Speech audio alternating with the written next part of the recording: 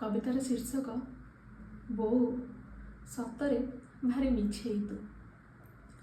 बोऊ सतरे भारी मिछेई तू, जरुआ देह को चुली पाखे थोई दो। पचारिले मोर किछि हेइनी कही बाँरेई दो। बोऊलो सतरे भारी मिछेई तू।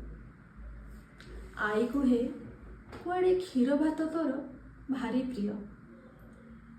मु क्षीर को नाक टेकिबा दिनु क्षीर तोर भी हजम हुएनि आउ। बोऊलो सतरे भारी मिछेई तू। सभींक मन जानी थाली सजेई दो।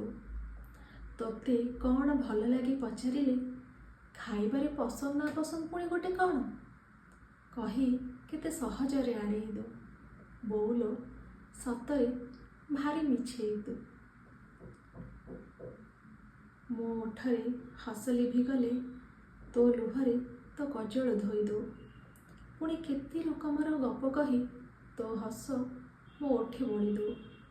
बोऊलो सतरे भारी मिछेई तू। मो भूल रे मते केते गाली दो। पुणी बापांकर आगरू बंचेइबू बोली मो सबु भूल को छाती रे चापी दो। बोऊलो सतरे भारी मिछेई तू। सकाळु राति समस्तଙ୍କ कथा बुझुथाओ। निज देह दुख कष्ट सबु भूली जाओ। तोते केबे थकिबार देखिनी। तोते केबे निज पाई हसिबार देखिनी कि निज पाई कांदिबार देखिनी।